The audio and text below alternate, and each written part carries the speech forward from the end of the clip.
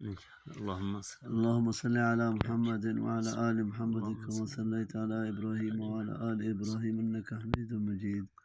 اللهم بارك على محمد وعلى آل محمد كما باركت على إبراهيم وعلى آل إبراهيم إنك حميد مجيد. يا أيها الناس كلوا مما في الأرض حلالا طيبا ولا تتبعوا خطوات الشيطان إنه لكم عدو مبين. إنما يأمركم بالسوء والفحشاء وأن تقولوا على الله ما لا تعلمون. وإذا قيل لهم اتبعوا ما أنزل الله قالوا بل نتبع ما ألفينا عليه آباءنا أولو كان آباؤهم لا يعقلون شيئا ولا يهتدون. يهتدون من يهتدون هداية. ومثل الذين كفروا كمثل الذي ينعق بما لا يسمع إلا دعاء ونداء صم بكم عمي فهم لا يعقلون. يا أيها الذين آمنوا كلوا من طيبات ما رزقناكم واشكروا لله إن كنتم إياه تعبدون.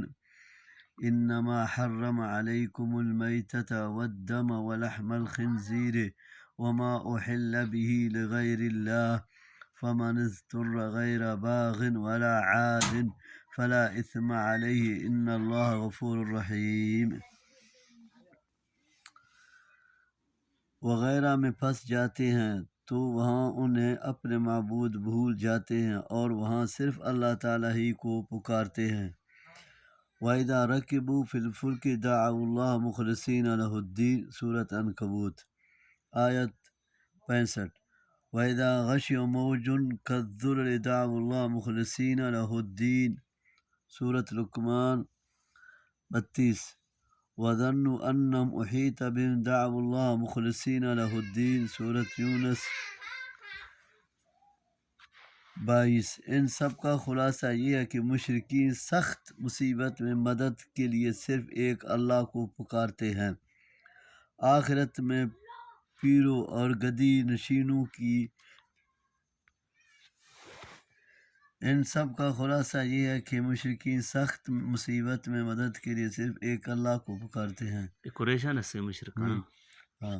آخرت میں پیروں اور گدی نشینوں کی بے بسی اور بے وفائی پر مشرکین حسد کریں گے لیکن وہاں اس حسرت کا کوئی فائدہ نہیں ہوگا. کاش دنیا میں ہی وہ شرک سے توبہ کر لے، یعنی شیطانی کے پیچھے لگ کر اللہ کی حلال کردہ چیز کو حرام مت کرو، جس طرح مشرکین نے کیا کہ اپنے بتوں کے نام وقف کردہ جانوروں کو وہ حرام کر لیتے تھے، جس کی تفصیل سورۃ انعام میں آئے گی. حدیث میں آتا ہے نبی صلی اللہ علیہ وسلم نے فرمایا، اللہ تعالیٰ فرماتا ہے میں نے اپنے بندوں کو حنیف پیدا کیا، پس شیطانوں نے ان کو ان کی دین سے گمراہ کر دیا اور جو چیزیں میں نے ان کے لیے حلال کی تھیں وہ اس نے ان پر حرام کر دیں.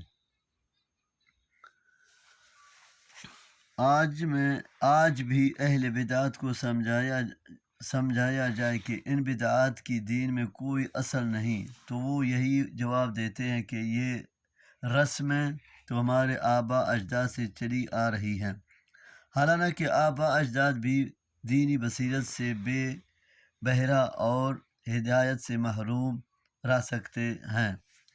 یہ آیت ہے آبان. ہاں. اور یہ وہاں پتہ نہیں نسخ نہیں کہیں نہیں پتہ نہیں.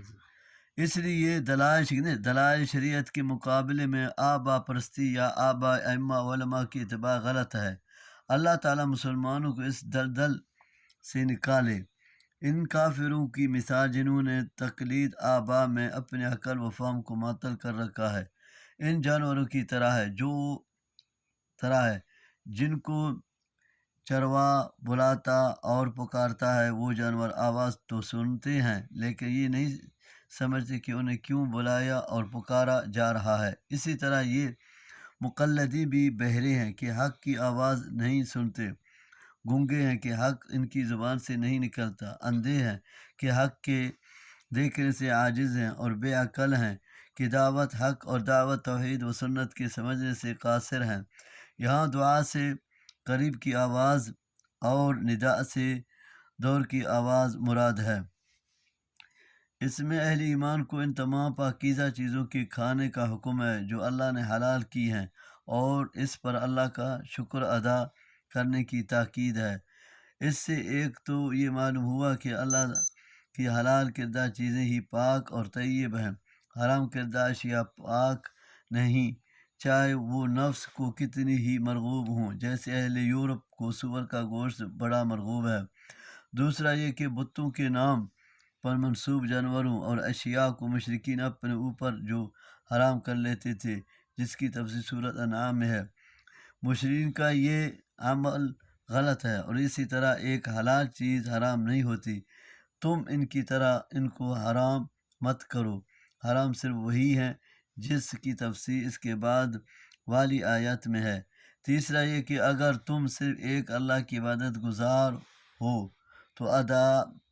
تو ادائے شکر کا اہتمام کرو۔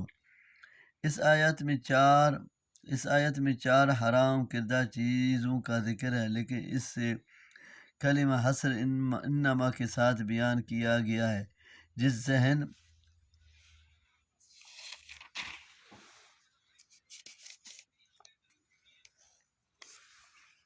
ان الذين يكتمون ما انزل الله من الكتاب ويشترون به ثمنا قليلا اولئك ما ياكلون في بطونهم الا النار ولا يكلمهم الله يوم القيامة ولا يزكيهم ولهم عذاب أليم أولئك الذين اشتروا الضلالة بالهدى والعذاب بالمغفرة فما أصبرهم على النار ذلك بأن الله نزل الكتاب بالحق وأن الذين اختلفوا في الكتاب لفي شقاق بعيد ليس البر أن تولوا وجوهكم قبل المشرق والمغرب ولكن البر من آمن بالله واليوم الآخر والملائكة والكتاب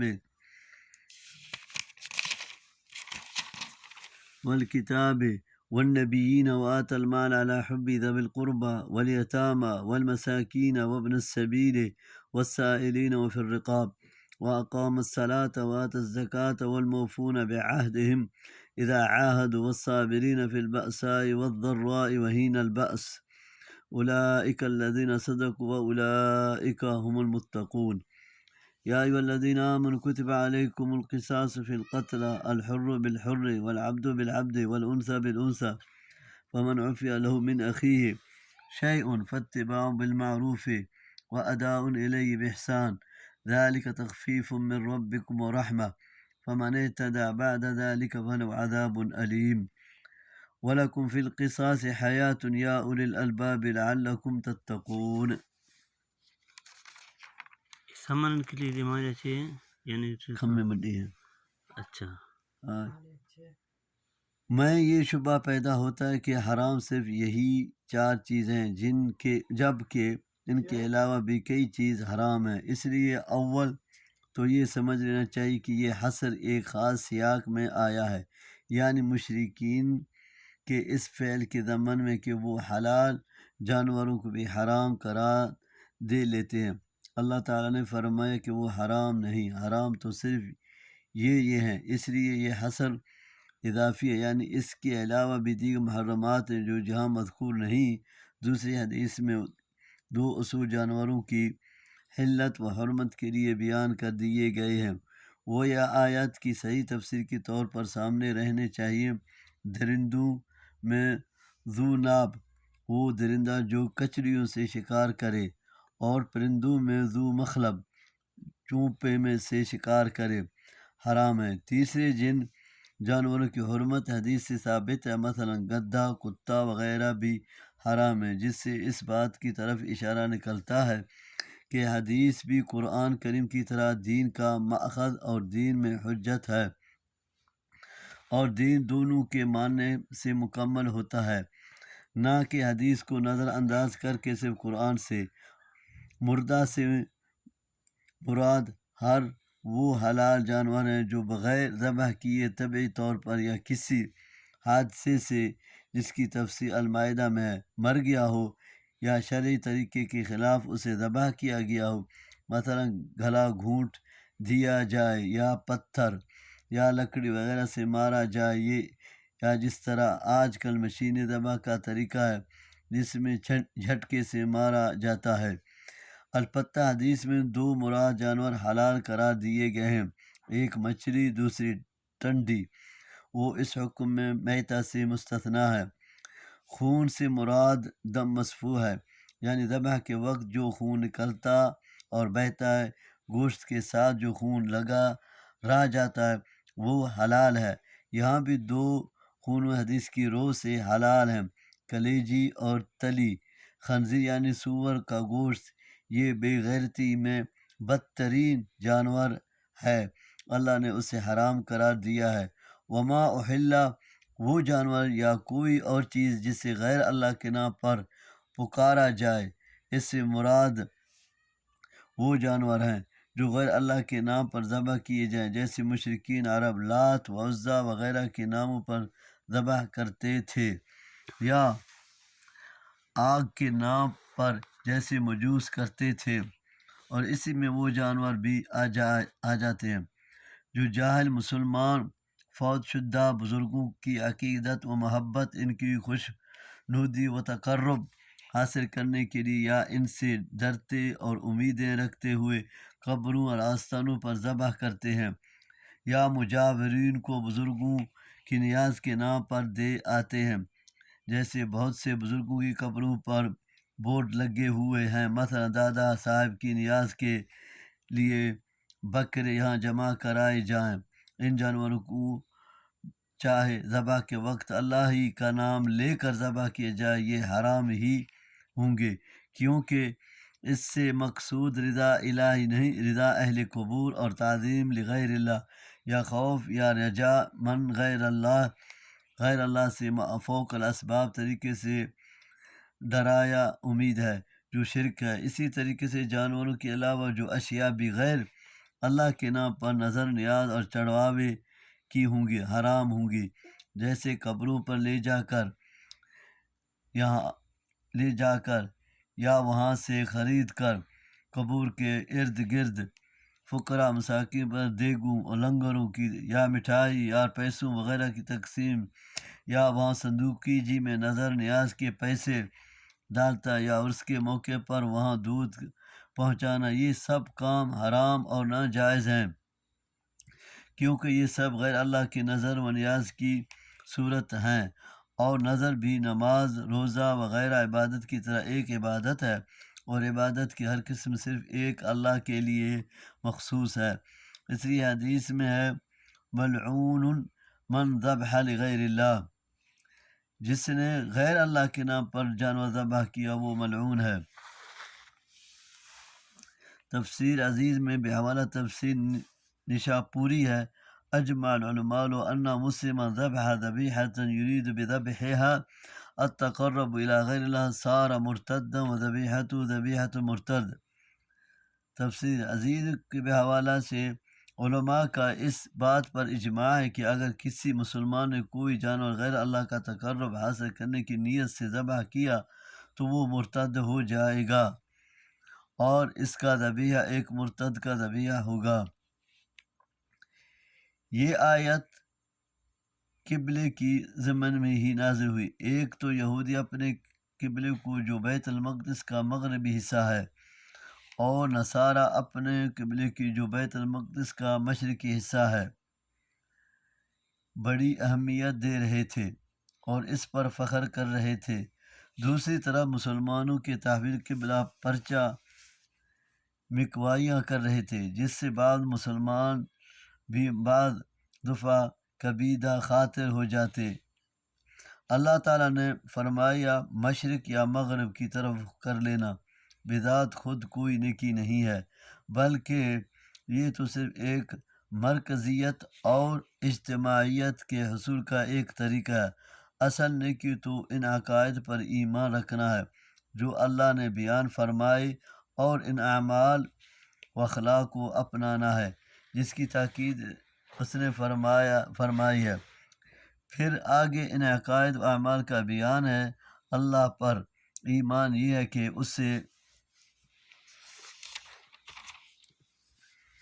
اپنی ذات و صفات میں یکتا، تمام عیوب سے پاک و و منزہ اور قرآن و حدیث میں بیان کردہ تمام صفات باری کو بغیر کسی تعبیر یا تعطیل یا تکییف کے تسلیم کیا جائے۔ آخرت کے روز جزا ہونے، حشر نشر، جنت دوزخ پر یقین رکھا جائے۔ الکتاب سے مراد تمام آسمانی کتابوں کی صداقت پر ایمان ہے، اور فرشتوں کے وجود پر اور تمام پیغمبروں پر یقین رکھا جائے۔ ان ایمانیات کے ساتھ ان اعمال کو اپنایا جائے جس کی تفصیل آیت میں ہے۔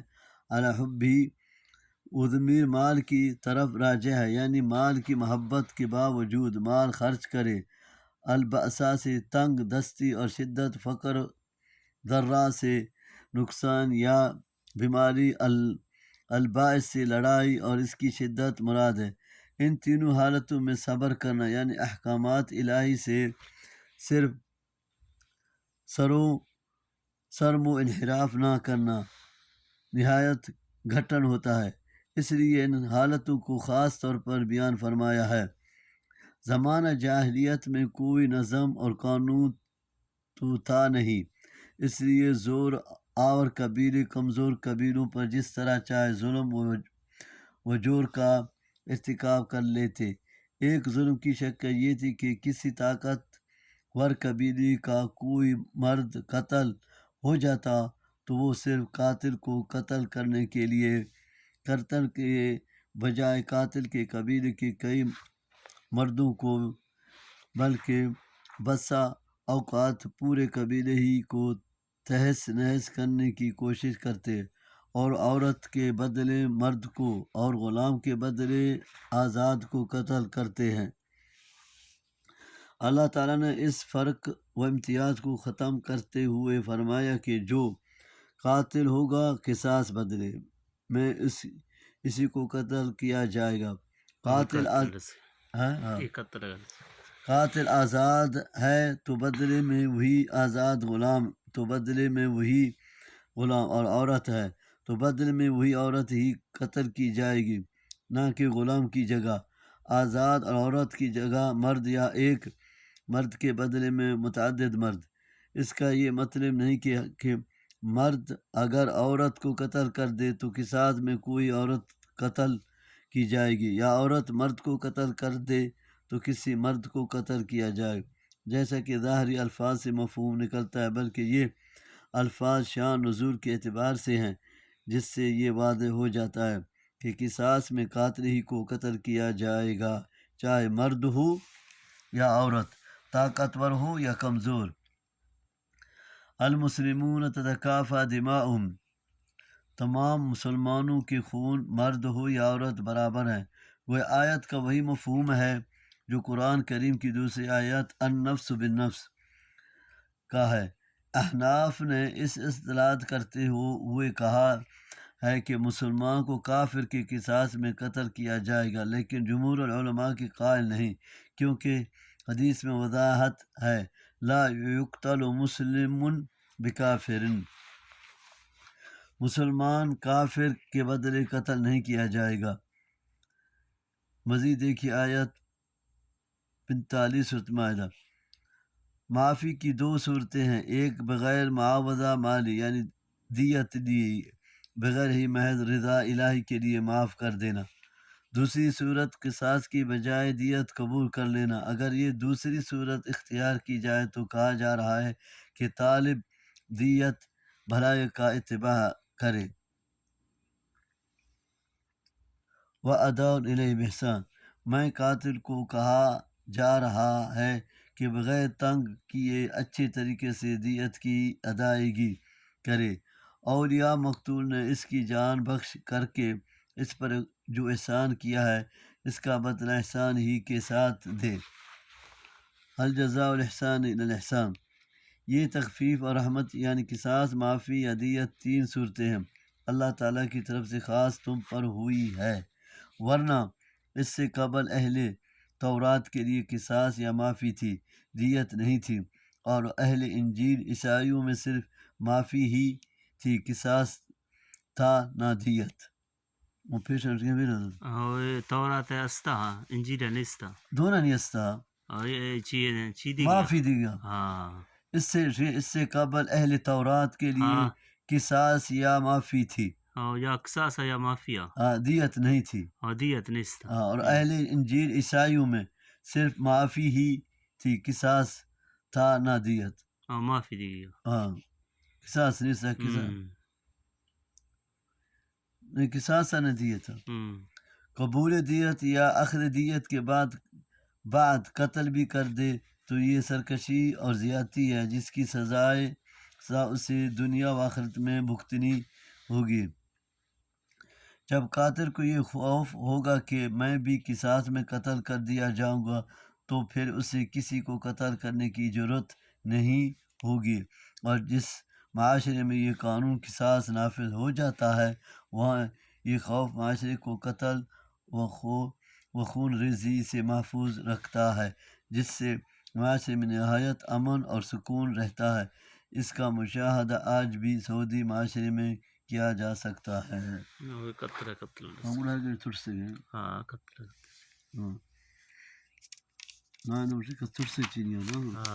زیادہ فساد. كتب عليكم إذا حضر أحدكم الموت إن ترك خيرا الوصية للوالدين والأقربين بالمعروف حقا على المتقين فمن بدله بعد ما سمعوا فإنما إثم على الذين يبدلونه إن الله سميع عليم. فمن خاف من موص جنفا أو إثما فأصلح بينهم فلا إثم عليه إن الله غفور رحيم. يا أيها الذين آمنوا كتب عليكم الصيام كما كتب على الذين من قبلكم لعلكم تتقون أياما معدودات فمن كان منكم مريضا أو على سفر فعدة من أيام أخر وعلى الذين يطيقونه فدية طعام مسكين ومن تطوع خيرا فهو خير له وأن تصوموا خير لكم إن كنتم تعلمون.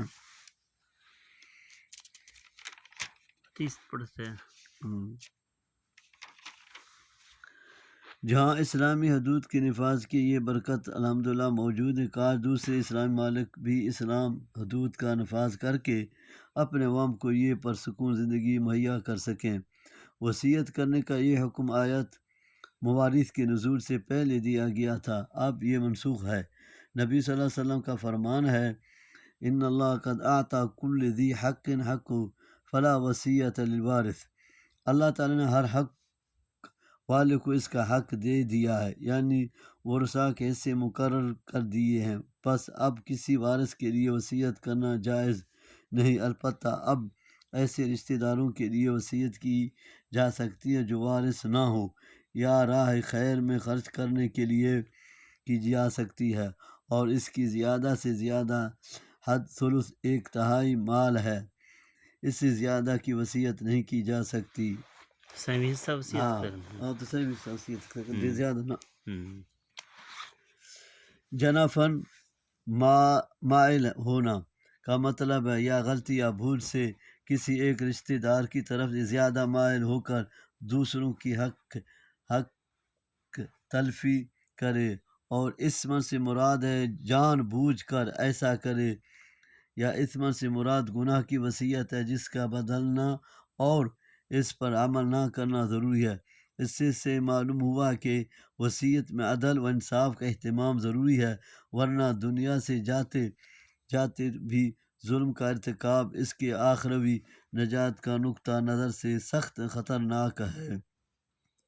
سیام صوم روزہ کا مصدر ہے جس کی شرعی معنی ہے صبح صادق سے لے کر غروب آفتاب تک کھانے پینے اور بیوی سے ہم بستری کرنے سے اللہ کی رضا کے لیے رک رہنا. یہ عبادت چونکہ نفس کی طہارت اور تزکیہ کے لیے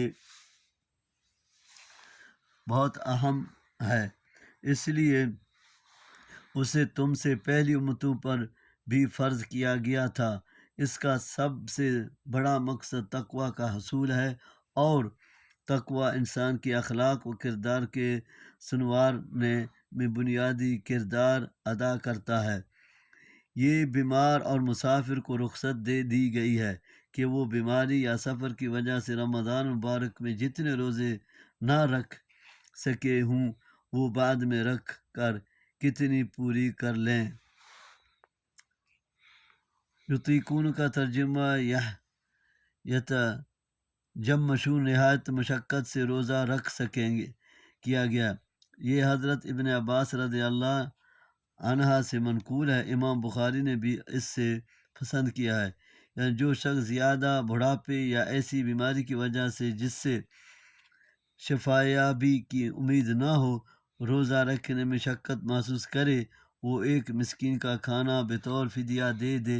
لیکن جمہور مفسرین نے اس کا ترجمہ طاقت رکھتے ہیں ہی کیا ہے، جس کا مطلب یہ ہے کہ ابتدائی اسلام میں روزے کی عادت نہ ہونے کی وجہ سے طاقت رکھنے والوں کو بھی رخصت دے دی گئی تھی کہ اگر وہ روزہ نہ رکھیں تو اس کے بدلے ایک مسکین کو کھانا دے دیا کریں۔ لیکن بعد میں فمن شہدکم الشہر فلیصم کے ذریعے سے اس سے منسوخ کر کے ہر صاحب طاقت کے لیے روزہ فرض کر دیا گیا۔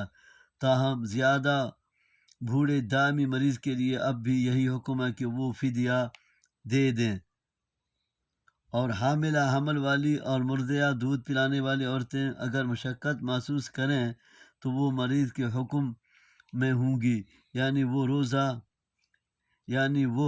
روزہ نہ رکھیں اور بعد میں روزے کی قضا دیں۔ چکا میشنی شیرو سچ چک تنگ بھی نا گڑا چیکتی تنگ بھی پیشہ مرشی منسوخ بھی تھا پتا مرشی نا پیشہ نہ مرشی منسوخ چلوا پیشہ کسے مرشی دارگی گا تو بند کی مطلب سرانے سمجھے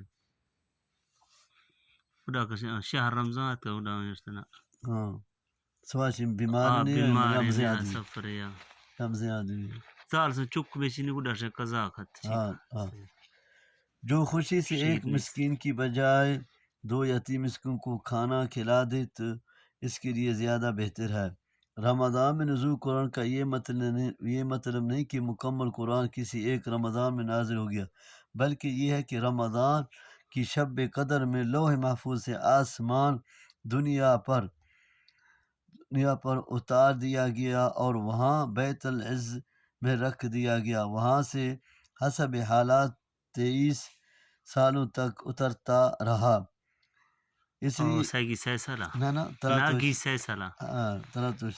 13 سالہ مکہ بھی 10 سال یہ کہنا کہ قرآن رمضان میں یا لیلۃ القدر یا لیلۃ مبارکہ میں اترا یہ سب صحیح ہے، کیونکہ لوح محفوظ سے تو رمضان میں ہی اترا ہے، اور لیلۃ القدر اور لیلۃ مبارکہ یہ ایک ہی رات ہے، یعنی قدرت کی رات جو رمضان میں ہی آتی ہے۔ بعض کے نزدیک اس کا مفہوم یہ ہے کہ رمضان میں نزول قرآن کا آغاز ہوا اور پہلی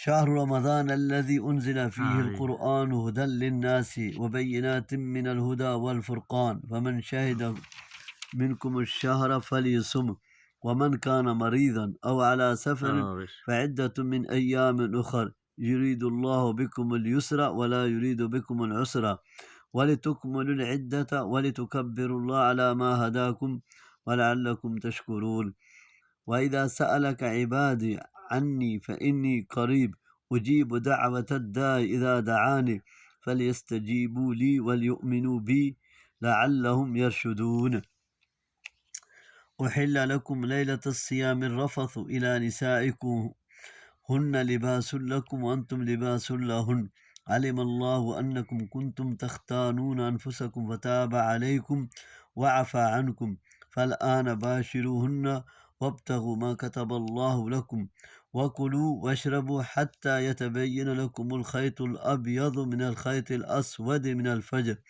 ثم أتموا الصيام إلى الليل ولا تباشروهن وأنتم عاكفون في المساجد تلك حدود الله فلا تقربوها كذلك يبين الله آياته للناس لعلهم يتقون۔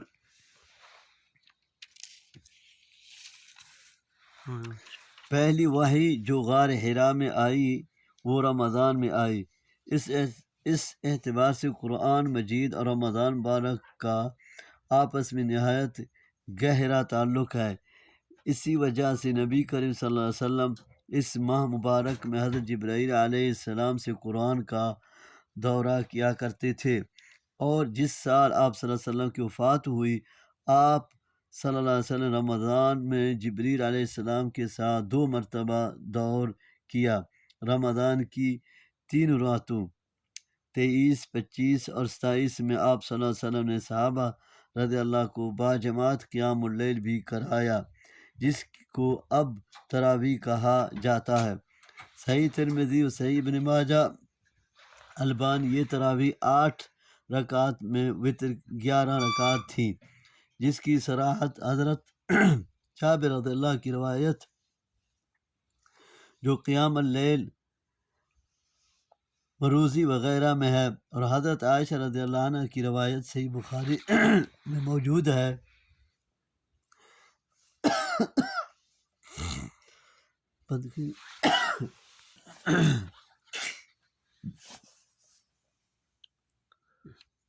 حضرت اور حضرت عائشہ رضی اللہ عنہ کی روایت صحیح بخاری میں موجود ہے۔ نبی صلی اللہ علیہ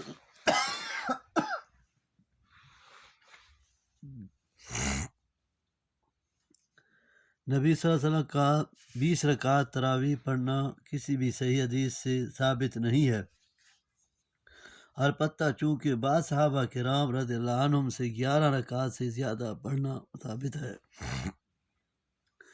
اس وجہ سے محض نفل کی نیت سے 20 رکعتیں یا اس سے کم یا زیادہ پڑھی جا سکتی ہیں۔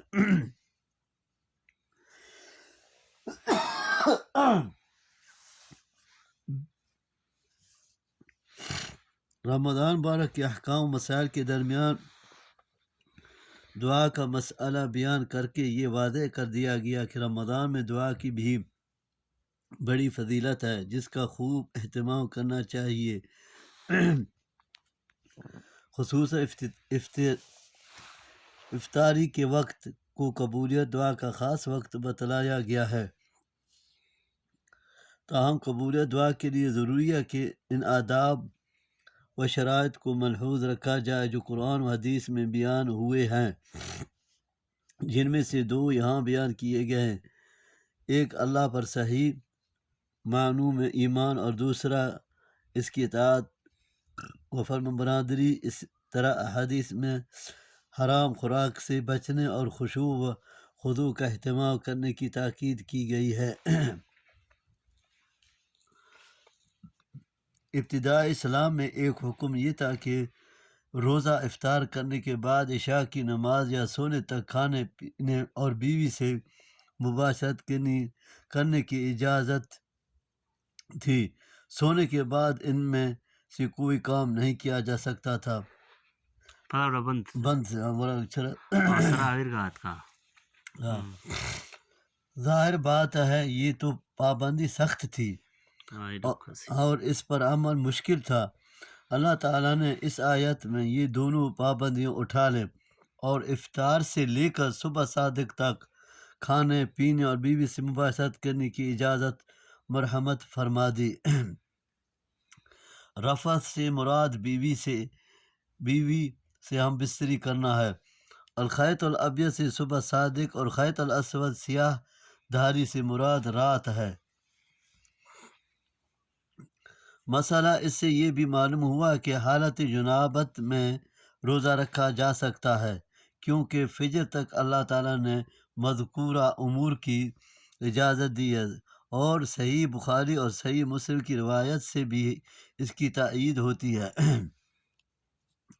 یعنی رات ہوتے ہی غروب شمس کے فوراً بعد روزہ افطار کر لو، تاخیر مت کرو، جیسا کہ حدیث میں بھی روزہ جلدی افطار کرنے کی تاکید اور فضیلت آئی ہے۔ دوسرا یہ کہ وصال مت کرو۔ وصال کا مطلب ہے کہ ایک روزہ افطار کیے بغیر دوسرا روزہ رکھ لینا، اس سے نبی صلی اللہ علیہ وسلم نے نہایت سختی سے منع فرمایا ہے۔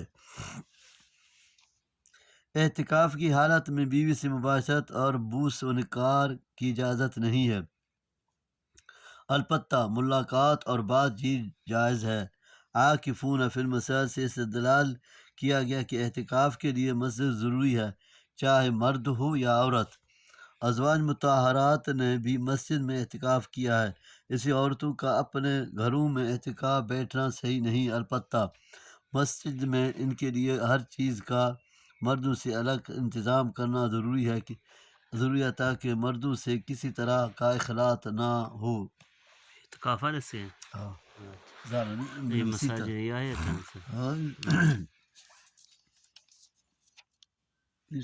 اچھا وأنتم عاكفون في المساجد تلك حدود ولا تقربوها كذلك يبين الله آيات الناس لعلهم يتقون۔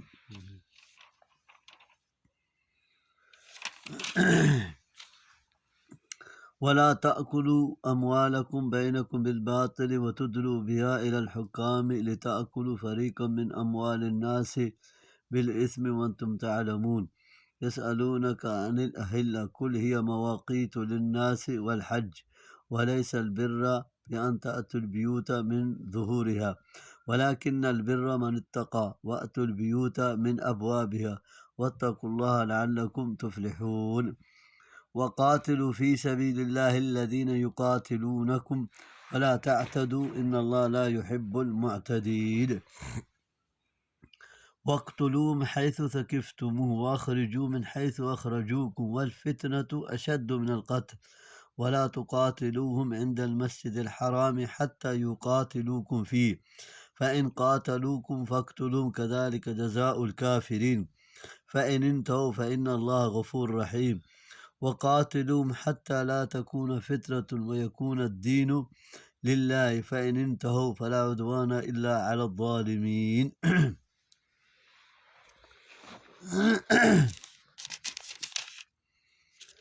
جب تک مسجد میں معقول، محفوظ اور مردوں سے بالکل الگ نظام نہ ہو، عورتوں کو مسجد میں اعتکاف بیٹھنے کی اجازت نہیں دینی چاہیے اور عورتوں کو بھی اس پر اصرار نہیں کرنا چاہیے۔ یہ ایک نفلی عبادت ہی ہے، جب تک پوری طرح تحفظ نہ ہو، اس نفلی عبادت سے گریز بہتر ہے۔ وقفہ کا اصول ہے در المفاسد یقدم علی جلب المصالح، مصالح کے حصول کے مقابلے میں مفاسد سے بچنا اور ان کو ٹالنا زیادہ ضروری ہے۔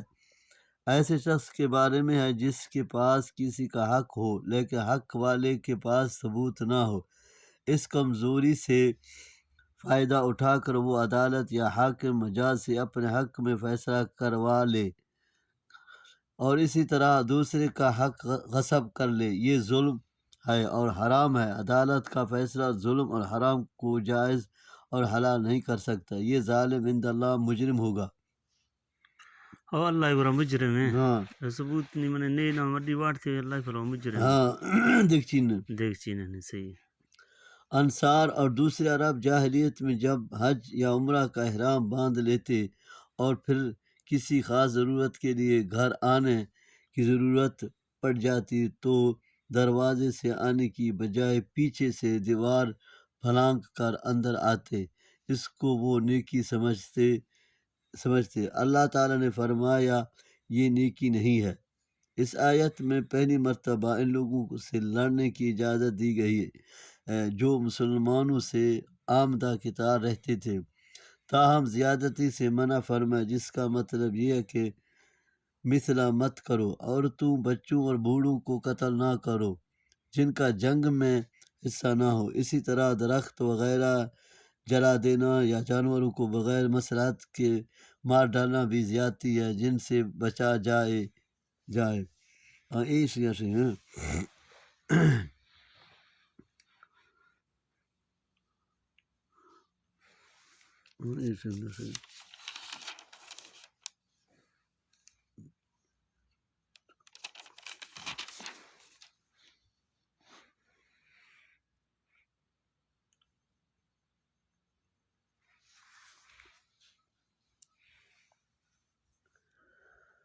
اچھا مکہ میں مسلمان چونکہ کمزور ولا تاكلوا ہاں والا زور برکتے ہیں ہاں مکہ میں مسلمان چونکہ کمزور اور منتشر تھے اس لیے کفار سے قتال ممنوع تھا۔ ہجرت کے بعد مسلمانوں کی ساری قوت مدینہ میں مجتمع ہو گئے تو پھر ان کو جہاد کی اجازت دے دی گئی۔ ابتدا میں آپ صرف انہی سے لڑتے جو مسلمان سے لڑنے میں پہلی کرتے، اس کے بعد اس میں مزید توسیع کر دی گئی اور مسلمانوں نے حسب ضرورت کفار کے علاقوں میں بھی جا کر جہاد کیا۔ قرآن کریم نے اعتداء زیادتی کرنے سے منع فرمایا، اس لیے نبی کریم صلی اللہ علیہ وسلم اپنے لشکر کو تاکید فرماتے کہ خیانت، بد عہدی اور مصرع نہ کرنا، نہ بچوں، عورتوں اور گرجوں میں مصروف عبادت درویشوں کو قتل کرنا، اسی طرح درختوں کے جلانے اور حیوانات کو بغیر کسی مصلحت کے مارنے سے بھی منع فرماتے۔ صحیح مسلم وغیرہ حدیث حیث ثقفتم، جہاں بھی پاؤ کا مطلب ہے تمکن تم من قتال، ان کو قتل کرنے کی قدرت تمہیں حاصل ہو جائے۔ من حیث اخرجوکم، یعنی جس طرح کفار نے تمہیں مکہ سے نکالا تھا اسی طرح تم بھی ان کو مکہ سے نکال باہر کرو۔ چنانچہ فتح مکہ کے بعد جو لوگ مسلمان نہیں ہوئے انہیں مدت معاہدہ ختم ہونے کے بعد وہاں سے نکل جانے کا حکم دے دیا گیا۔ فتنہ سے مراد کفر و شرک ہے، یہ قتل سے بھی زیادہ سخت ہے، اس لیے اس کو ختم کرنے کے لیے جہاد گریز نہیں کرنا چاہیے۔ حدود حرم میں قتال منع ہے، لیکن اگر کفار اس کی حرمت کو ملحوظ نہ رکھیں اور تم سے لڑیں تو تم بھی ان سے لڑنے کی اجازت ہے۔ 6 ہجری میں رسول اللہ صلی اللہ علیہ وسلم 1400 صحابہ رضی اللہ کو ساتھ لے کر عمرہ کے لیے گئے تھے، لیکن کفار مکہ نے انہیں مکہ نہیں جانے دیا اور یہ طے پایا کہ آئندہ سال مسلمان 3 دن کے لیے عمرہ کرنے کی غرض سے مکہ آ سکیں گے۔ یہ الشہر الحرام بالشہر الحرام والحرمات قصاص، قصاص میں نہیں قتل فمن اعتدى عليكم فاعتدوا عليه بمثل ما اعتدى عليكم واتقوا الله واعلموا ان الله مع المتقين وانفقوا في سبيل الله ولا تلقوا بأيديكم الى التهلكة واحسنوا ان الله يحب المحسنين وأتموا الحج والعمرة لله فإن أحصرتم فما استيسر من الهدي ولا تهلكوا رؤوسكم حتى يبلغ الهدي محله فمن كان منكم مريضا أو به أذى من رأسه ففدية من صيام أو صدقة أو نسك فإذا أمنتم فمن تمتع بالعمرة إلى الحج فما استيسر من الهدي فمن لم يجد فصيام 3 أيام في الحج و7 إذا رجعتم تلك 10 كاملة ذلك لمن لم يكن أهله حاضر المسجد الحرام واتقوا الله واعلموا أن الله شديد العقاب۔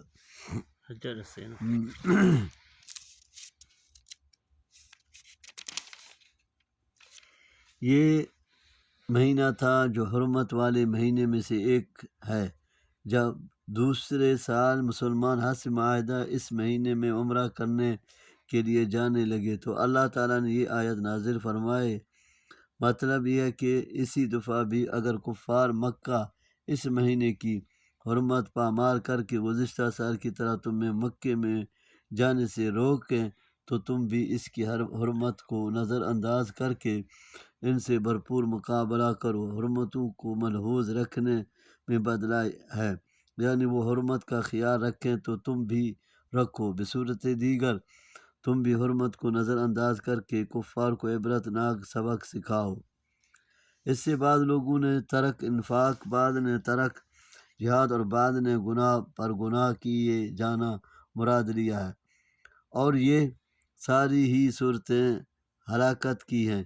جہاد چھوڑ دو گے یا جہاد میں اپنا مال صرف کرنے سے گریز کرو گے تو یقیناً دشمن قوی ہوگا اور تم کمزور، نتیجہ تباہی ہے۔ یعنی حج یا عمرے کا احرام باندھ لو تو پھر اس کا پورا کرنا ضروری ہے، چاہے نفلی حج و عمرہ ہو۔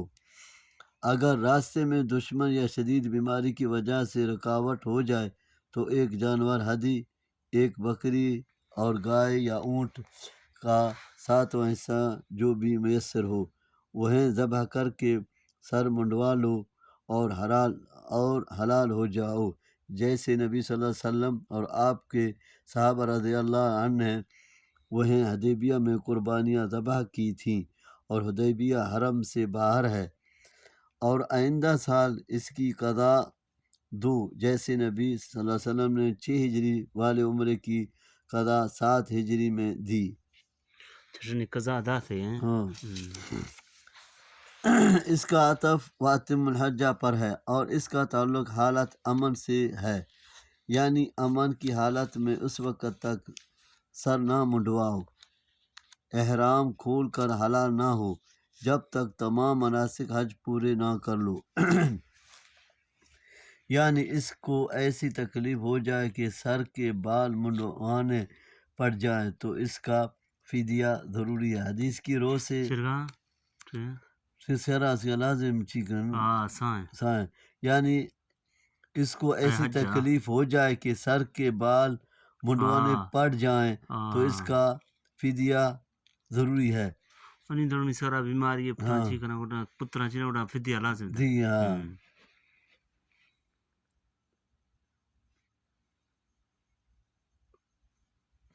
حدیث کے روز سے ایسا شخص 6 مسکینوں کو کھانا کھلا دے، یا ایک بکری ذبح کر دے، یا 3 دن کے روزے رکھے۔ روزوں کے علاوہ پہلے 2 فدیوں کی جگہ کے بارے میں اختلاف ہے، بعض کہتے ہیں کہ کھانا اور خون مکہ میں ہی دے، بعض کہتے ہیں کہ روزوں کی طرح اس کے لیے بھی کوئی خاص جگہ متعین نہیں ہے۔ امام شوکانی نے اس رائے کی تاکید ہے۔ حج کی 3 قسمیں ہیں: افراد، صرف حج کی نیت سے احرام باندھنا ہے، قران، حج اور عمرہ دونوں کی ایک ساتھ نیت کر کے احرام باندھنا۔ ان دونوں صورتوں میں تمام مناسک حج کی ادائیگی سے پہلے احرام کھولنا جائز نہیں۔ حج تمتع، اس میں بھی حج و عمرہ دونوں کی نیت ہوتی ہے، لیکن پہلے صرف عمرہ کی نیت سے احرام باندھا جاتا ہے، اور عمرہ کر کے پھر احرام کھول دیا جاتا ہے، اور پھر 8 ذی الحجہ کو حج کے لیے مکہ سے ہی دوبارہ احرام باندھا جاتا ہے۔ تمتع کے معنی فائدے اٹھانے کے ہیں، گو یا درمیان میں احرام کھول کر فائدہ اٹھا لیا جاتا ہے۔ حج قران اور حج تمتع دونوں میں ایک ہی ہدی، یعنی ایک بکری یا پھر اونٹ یا گائے کے 7ویں حصے کی بھی قربانی دینی پڑتی ہے۔ اس آیت میں اس حج تمتع کا حکم بیان کیا گیا ہے کہ متمتع حسب طاقت 10 ذی الحجہ کو ایک جانور کی قربانی دے۔ ہاں 10 عید ہے ہاں کو ایک جانور کی قربانی دے۔ اگر قربانی کی طاقت نہ ہو تو 3 روزے ایام حج میں اور 7 روزے گھر جا کر رکھے۔ ایام حج جن میں روزے رکھنے ہی 9 ذی الحجہ یوم عرفات سے پہلے یا پھر ایام تشریق ہیں، یعنی تمتع، اور اس کی وجہ سے ہدی یا روزے صرف ان لوگوں کے لیے ہیں جو مسجد حرام کے رہنے والے نہ ہوں۔ مراد اس سے حدود حرم میں یا اتنی مسافت پر رہنے والے ہیں کہ ان کے سفر پر قصر اطلاق نہ ہو سکتا۔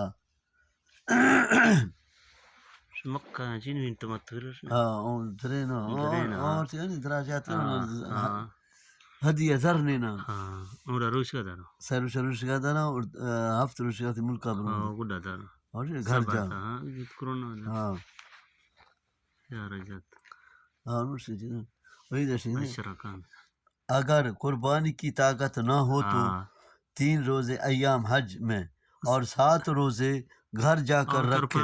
سيروش هاجي ولا دهروش نوادا हाँ هاف تربروف في ملكا دار हाँ ذلوغ أصلا ولوغ اور یہ ہیں شوال، ذوالقعدہ اور ذوالحج کے پہلے 10 دن۔ مطلب یہ کہ عمرہ تو سال میں ہر وقت جائز ہے، لیکن حج صرف مخصوص دنوں میں ہی ہوتا ہے، اس لیے اس کا احرام حج کے مہینوں کے علاوہ باندھنا جائز نہیں۔ الحج أشهر معلومات فمن فرض فيهن الحج فلا رفث ولا فسوق ولا جدال في الحج وما تفعل من خير يعلمه الله وتزودوا فإن خير الزاد التقوى واتقون يا أولي الألباب ليس عليكم جناح أن تبتغوا فضلا من ربكم فإذا أفضتم من عرفات فاذكروا الله عند المشعر الحرام واذكروه كما هداكم وإن كنتم من قبل لمن الضالين ثم أفيضوا من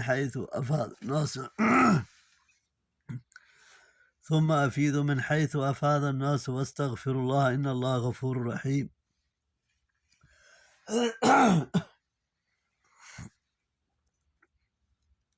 إذا قضيتم مناسككم فاذكروا الله كذكركم آباءكم أو أشد ذكرا فمن الناس من يقول ربنا آتنا في الدنيا وما له في الآخرة من خلاق ومنهم من يقول ربنا آتنا في الدنيا حسنة وفي الآخرة حسنة وقنا عذاب النار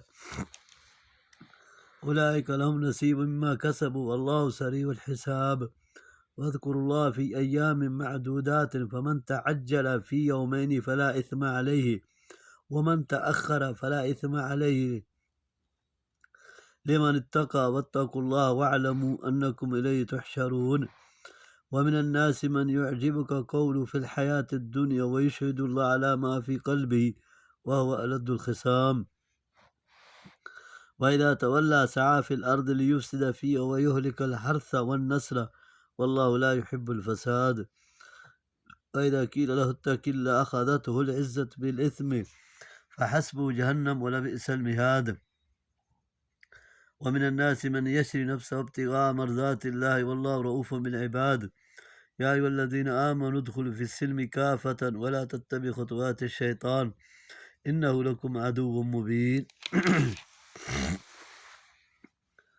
مسئلہ حج کران یا افراد کا احرام اہل مکہ کے اندر سے ہی باندھ دیں گے، البتہ حج تمتع کی صورت میں عمرے کے احرام کے لیے حرم سے باہر حل میں جانا ان کے لیے ضروری ہے۔ اسی طرح آفاقائی لوگ حج تمتع میں 8 ذی الحجہ کو مکہ سے ہی احرام باندھیں گے، البتہ بعض علماء کے نزدیک اہل مکہ کو عمرے کے احرام کے لیے حدود حرم سے باہر جانے کی ضرورت نہیں ہے، اس لیے وہ ہر طرح کے حج اور عمرے کے لیے اپنی اپنی جگہ سے احرام باندھ سکتے ہیں۔ تنبیہ: حافظ ابن القیم نے لکھا ہے کہ رسول اللہ صلی اللہ علیہ وسلم کے قول و عمل سے صرف 2 قسم کے عمرے ثابت ہیں، ایک وہ جو حج تمتع کے ساتھ کیا جا سکتا ہے اور دوسرا وہ عمرہ مفردہ جو ایام حج کے علاوہ صرف عمرے کی نیت سے ہی سفر کر کے کیا جائے، باقی حرم سے جا کر کسی قریب ترین حل سے عمرے کے لیے احرام باندھ کر آنا غیر مشروع ہے۔ عمرہ دراشم نگا ہوں عمرہ کو مناگا کائی عمرہ کو حجہ کو نہیں تمنا ایام حج نہ بم پہ الآیہ کے جن کے احوال و ظروف حضرت عائشہ رضی اللہ عنہ جیسے ہوں۔ زاد المعاد جیم 2 طبع جدید حدود حرم سے باہر کے علاقے کو حل اور بیرونی میقات سے آنے والے حجاج کو آفاقائی کہا جاتا ہے۔ صحیح بخاری مسلم میں حدیث ہے: من حج هذا البیت فلم یرفث ولم یفسق خرج من ذنوبہ کیوم ولدت امہ۔ جس نے حج کیا اور شہوانی باتوں اور فسق و فجور سے بچا وہ گناہوں سے اسی طرح پاک ہو جاتا ہے جیسے اس دن پاک تھا جب اسے اس کی ماں نے چنا تھا۔ اور یہ کچھ چیزیں اڑا توبہ کرتے ہیں، ہاں ہاں۔ تقویٰ سے مراد یہاں سوال سے بچنا ہے۔ بعض لوگ بغیر زاد راہ لیے حج کے لیے گھر سے نکل پڑتے اور کہتے کہ ہمارا اللہ پر توکل ہے۔ اللہ نے توکل کے اس مفہوم کو غلط قرار دیا اور زاد راہ لینے کی تاکید فرمائے۔ فضل سے مراد تجارت اور کاروبار ہے، یعنی سفر حج میں تجارت کرنے میں کوئی حرج نہیں۔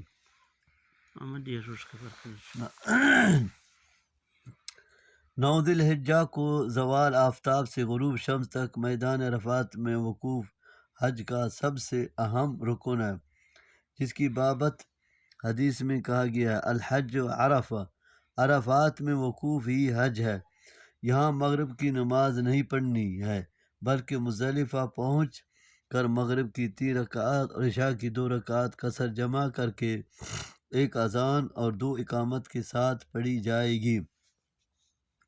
مزدلفہ ہی کو مشعر الحرام کہا گیا ہے کیونکہ یہ حرم کے اندر ہے، یہاں ذکر الہی کی تاکید ہے، یہاں رات گزارنی ہے۔ فجر کی نماز غلس اور اندھیرے میں یعنی اول وقت میں پڑھ کر طلوع آفتاب تک ذکر میں مشغول رہا جائے۔ طلوع آفتاب کے بعد مینا جایا جائے۔ مذکورہ بلا ترتیب کے مطابق عرفات جانا اور وہاں وقوف کر کے واپس آنا ضروری ہے، لیکن عرفات چونکہ حرم سے باہر ہے اس لیے قریش مکہ عرفات تک نہیں جاتے تھے بلکہ مزدلفہ سے ہی لوٹ آتے تھے۔ چنانچہ حکم دیا جا رہا ہے کہ جہاں سے سب لوگ لوٹ آتے ہیں وہیں سے لوٹ کر آؤ، یعنی عرفات سے۔ عرب کے لوگ حج سے فراغت کے بعد مینا میں میلہ لگاتے اور آبا و اجداد کے کارناموں کا ذکر کرتے۔ مسلمانوں کو کہا جا رہا ہے کہ جب تم 10 ذی الحجہ کو کنگریاں مارنے، قربانی کرنے، سر منڈوانے، طواف کعبہ اور سعی صفا مروہ سے فارغ ہو جاؤ تو اس کے بعد جو 3 دن مینا میں قیام کرنا ہے تو وہاں خوب اللہ کا ذکر کرو، جیسے جاہلیت میں تم اپنے آبا کا تذکرہ کیا کرتے تھے۔ یہ اعمال خیر کی توفیق، یعنی اہل ایمان دنیا میں بھی دنیا طلب نہیں کرتے بلکہ نیکی ہی توفیق طلب کرتے ہیں۔ نبی صلی اللہ علیہ وسلم کثرت سے یہ دعا پڑھتے تھے۔ طواف کے دوران لوگ ہر جگہ کی الگ الگ دعا پڑھتے ہیں جو خود ساختہ ہیں، ان کے بجائے طواف کے وقت یہی دعا ربنا آتنا فی الدنیا حسنۃ وفی الآخرۃ حسنۃ وقنا عذاب النار رکن یمانی اور حج اسود کے درمیان پڑھنا مسنون عمل ہے۔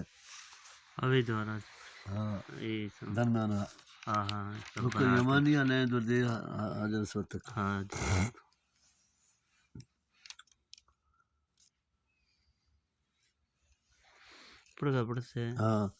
مراد ایام تشریق یعنی 11، 12، 13 ذی الحجہ، ان میں ذکر الہ یعنی با آواز بلند تکبیرات مسنون ہیں، صرف فرض نمازوں کے بعد ہی نہیں، جیسا کہ ایک ضعیف حدیث کی بنیاد پر مشہور ہے، بلکہ ہر وقت یہ تکبیر پڑھی جائے اللہ اکبر اللہ اکبر اللہ اکبر لا الہ الا واللہ اکبر اللہ اکبر وللہ الحمد۔ کنگریاں مارتے وقت ہر کنگری کے ساتھ تکبیر پڑھنی مسنون ہے۔ رمی جمرات کو کنگریاں مار 3 دن افضل ہے، لیکن اگر کوئی 2 دن 11، 12 ذی الحجہ کو کنگری مار کر مینا سے واپس آ جائے تو اس کی بھی اجازت ہے۔ بعض ضعیف روایات کے مطابق یہ آیت ایک منافق اخنس بن شریک ثقفی کے بارے میں نازل ہوئی، لیکن صحیح ترتیبات یہ ہے کہ اس سے مراد سارے ہی منافقین اور متکبرین ہیں جن میں یہ مذموم اوصاف پائے جائیں جو قرآن نے اس کے ضمن میں بیان فرمائے ہیں۔ وَإِذَا قِيلَ لَهُ اتَّقِ اللَّهَ أَخَذَتْهُ الْعِزَّةُ بِالْإِثْمِ فَحَسْبُهُ جَهَنَّمُ وَلَبِئْسَ الْمِهَادُ وَمِنَ النَّاسِ مَنْ يَشْرِي نَفْسَهُ ابْتِغَاءَ مَرْضَاتِ اللَّهِ وَاللَّهُ رَءُوفٌ بِالْعِبَادِ يَا أَيُّهَا الَّذِينَ آمَنُوا ادْخُلُوا فِي السِّلْمِ كَافَّةً وَلَا تَتَّبِعُوا خُطُوَاتِ الشَّيْطَانِ إِنَّهُ لَكُمْ عَدُوٌّ مُّبِينٌ۔ اخذت العزت، تکبر اور غرور اس سے گناہ پر ابھرتا ہے۔ عزت کے معنی غرور و انانیت کے ہیں۔ یہ آیت کہتے ہیں حضرت صہیب رضی اللہ رومی کے بارے میں نازل ہوئی ہے کہ جب وہ ہجرت کرنے لگے تو کافرون ایک آیت ہے اس ومن الناس من یشری نفسه ابتغاء نفسه سے وقفت سے حضرت صہیب رضی اللہ رومی کے بارے میں نازل ہوئی ہے کہ جب وہ ہجرت کرنے لگے تو کافروں نے کہا کہ یہ مال سب یہاں کا کمایا ہوا ہے، اس سے ہم ساتھ نہیں لے جانے دیں گے۔ حضرت صہیب رضی اللہ نے یہ سارا مال ان کے حوالے کر دیا اور دین ساتھ لے کر حضور کی خدمت میں حاضر ہو گئے۔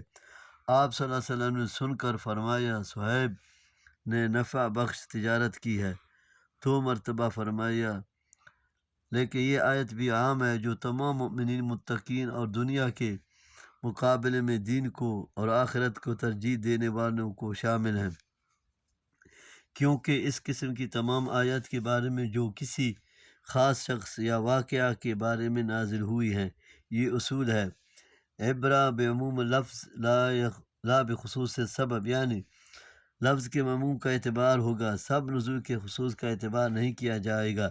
پس اخنس بن شریک جس کا ذکر پچھلی آیت میں ہوا برے کردار کا ایک نمونہ ہے، جو ہر اس شخص پر صادق آئے گا جو اس جیسے برے کردار کا حامل ہوگا، اور صہیب رضی اللہ خیر اور کمال ایمان کی ایک مثال ہے ہر اس شخص کے لیے جو ان صفات خیر و کمال سے متصف ہوگا۔ اہل ایمان کو کہا جا رہا ہے کہ اسلام میں پورے کے پورے داخل ہو جاؤ، اسی طرح نہ کرو کہ جو باتیں تمہاری مصلحتوں اور خواہشات کے مطابق ہوں ان پر تو عمل کر لو اور دوسرے حکم کو نظر انداز کر دو۔ اسی طرح جو دین تم چھوڑ آئے ہو اس کی باتیں اسلام میں شامل کرنے کی کوشش مت کرو، بلکہ صرف اسلام کو مکمل طور پر اپناؤ۔ اس سے دین میں بدعات کی بھی نفی کر دی گئی، اور آج کل کے سیکولرز ذہن کی تردید بھی جو اسلام کو مکمل طور پر اپنانے کے لیے تیار نہیں، بلکہ دین کو عبادت یعنی مساجد تک محدود کرنا اور سیاست اور ایوان حکومت سے دیس نکال دینا چاہتا ہے۔ اسی طرح عوام کو بھی سمجھایا جا رہا ہے جو رسوم و رواج اور علاقائی ثقافت و روایت کو پسند کرتے ہیں اور انہیں چھوڑنے کے لیے آمادہ نہیں ہوتے، جیسے مرگ اور شادی بیاہ کی مصرفانہ اور ہندوانہ رسوم اور دیگر رواج، اور یہ کہا جا رہا ہے کہ شیطان کے قدموں کی پیروی مت کرو جو تمہیں مذکورہ خلاف اسلام باتوں کے لیے حسین فلسفے تراش کر پیش کرتا، برائیوں پر خوش نما غلاف چھڑتا اور بدعات کو بھی نیکی آور کراتا ہے تاکہ اس کے دام ہم رنگ زمین میں پھنسے رہو۔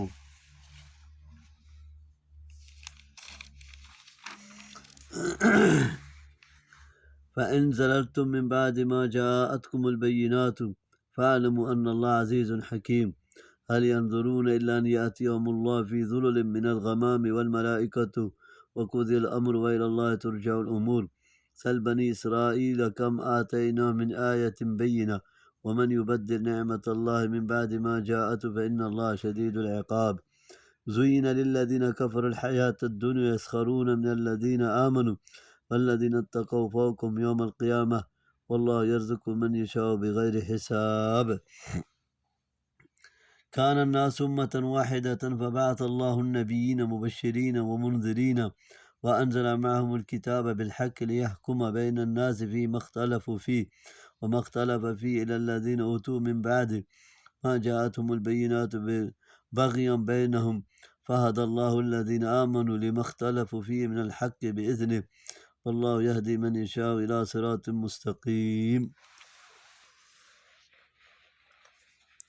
یہ یا تو قیامت کا منظر ہے جیسا کہ بات تفسیر روایت میں ہے، یعنی کیا یہ قیامت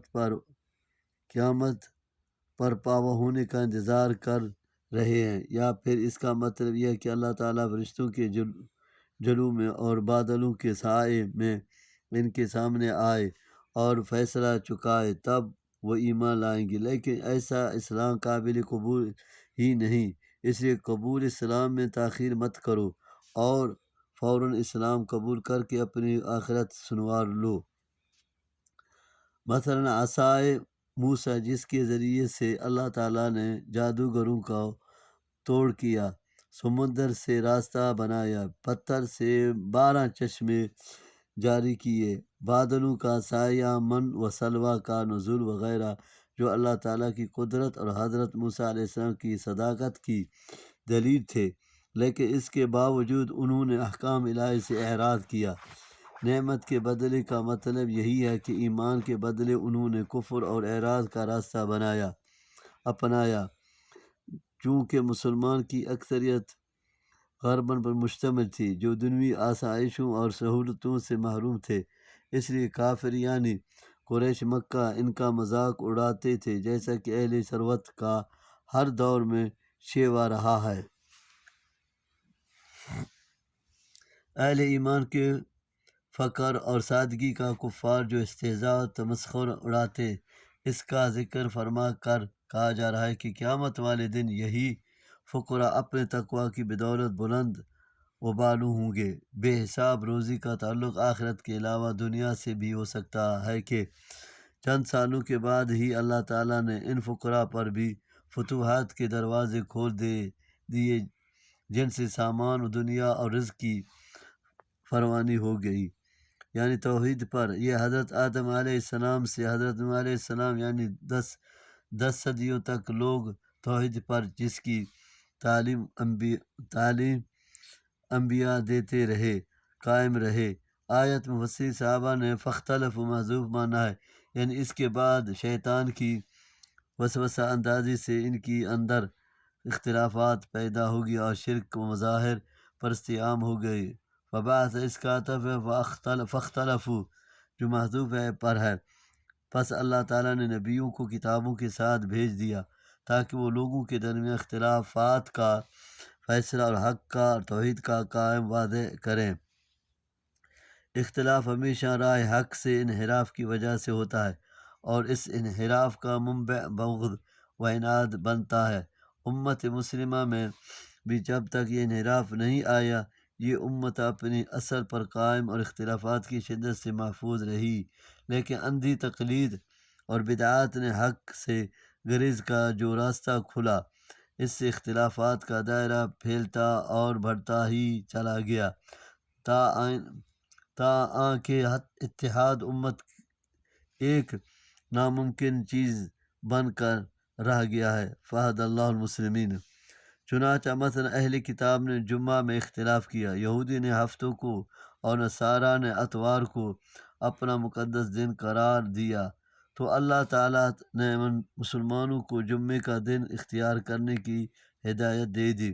انہوں نے حضرت عیسیٰ علیہ السلام کے بارے میں اختلاف کیا، یہودی نے ان کی تکذیب کی اور ان کی والدہ حضرت مریم پر بہتان باندھا۔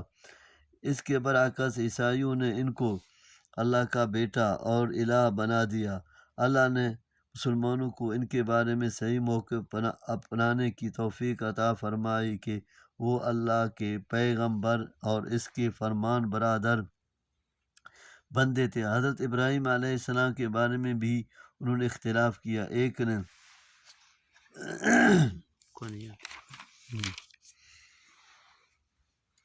ام حسبتم ان تدخلوا الجنة ولما يأتكم مثل الذين خلوا من قبلكم مستهم البأساء والضراء وزلزلوا حتى يقول الرسول والذين آمنوا معه متى نصر الله ألا إن نصر الله قريب يسألونك ماذا ينفقون قل ما أنفقتم من خير فللوالدين والأقربين واليتامى والمساكين وابن السبيل وما تفعلوا من خير فإن الله به عليم كتب عليكم القتال وهو كره لكم وعسى أن تكرهوا شيئا وهو خير لكم وعسى أن تحبوا شيئا وهو شر لكم والله يعلم وأنتم لا تعلمون يسألونك عن الشهر الحرام قتال فيه قل قتال فيه كبير وصد عن سبيل الله وكفر به والمسجد الحرام وإخراج أهله منه أكبر عند الله والفتنة أكبر من القتل ولا يزالون يقاتلونكم حتى يردوكم عن دينكم إن استطاعوا ومن يرتد منكم عن دينه فيمت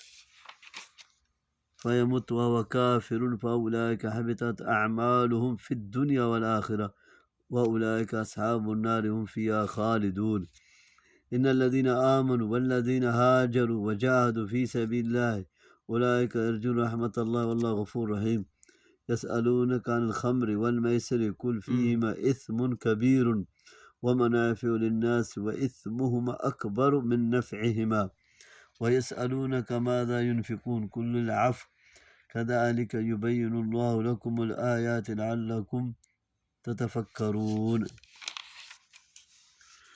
یہودی اور دوسرے نے نصرانی کہا مسلمانوں کو اللہ نے صحیح بات بتلائی کہ حنیفم مسلمہ تھے، اور اس طرح کے دیگر کئی مسائل میں اللہ تعالیٰ نے اپنے اذان یعنی اپنے فضل سے مسلمانوں کو صراط مستقیم دکھائے۔ ہجرت مدینہ کے بعد جب مسلمانوں کو یہودی و منافقوں اور مشرکین عرب سے مختلف قسم کی ایذائیں اور تکلیفیں پہنچے تو بعد مسلمانوں نے نبی صلی اللہ علیہ وسلم سے شکایت کی، جس پر مسلمانوں کی تسلی کے لیے یہ آیت بھی نازل ہوئی، اور خود نبی صلی اللہ علیہ وسلم بھی فرمایا تم سے پہلے لوگوں کو ان کے سرے سے لے کر پیروں تک آرائے سے چیرا گیا اور لوہے کی کھنگی سے ان کے گوشت پوست کو نوچا گیا، لیکن یہ ظلم و تشدد ان کو ان کے دین سے نہیں پھیر سکا۔ پھر فرمایا اللہ کی قسم اللہ تعالیٰ اس معاملے کو مکمل یعنی اسلام کو غالب فرمائے گا، یہاں تک کہ ایک سوار صنعاء سے حضرموت تک تنہا سفر کرے گا اور اس سے اللہ کے سوا کسی کا ڈر نہ ہوگا۔ الحدیث۔ مقصد نبی صلی اللہ علیہ وسلم کا مسلمانوں کے اندر حوصلہ اور استقامت کا عزم پیدا کرنا تھا، اس لیے کل ما ہوا آتن فہو قریب، ہر آنے والی چیز قریب ہے اور ہر اہل ایمان کے لیے اللہ کی مدد یقینی ہے، اس لیے وہ قریب ہی ہے۔ بعض صحابہ رضی اللہ کے استفسار پر مال خرچ کرنے کے بعض صحابہ رضی اللہ کے استفسار پر مال خرچ کرنے کے اولی مصارف بیان کیے جا رہے ہیں، یعنی یہ سب سے زیادہ تمہارے مالی تعاون کے مستحق ہیں۔ اس سے معلوم ہوا کہ انفاق کا یہ حکم صداقت نافلہ سے متعلق ہے، زکوٰۃ سے متعلق نہیں۔ نافل صدقہ نافل ہے، یہ تو غریبی آتے ہیں سلونہ کما کل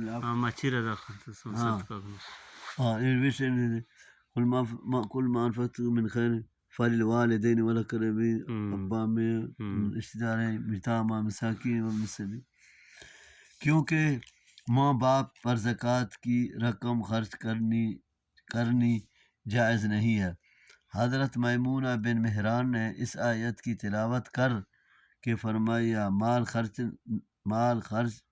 مال خرچ کرنے کی ان جگہوں میں نہ طلب سارنگی کا ذکر ہے اور نہ چوپی تصویروں اور دیواروں پر لٹکائے جانے والے آرائشی پردوں کا۔ مطلب یہ ہے کہ ان چیزوں پر مال خرچ کرنا ناپسندیدہ اور اسراف ہے۔ افسوس ہے کہ آج یہ مسرفانہ ناپسندیدہ اخراجات ہماری زندگی کا اس طرح لازمی حصہ بن گئے ہیں کہ اس میں کراہت کا کوئی پہلو ہی ہماری نظروں میں نہیں رہا۔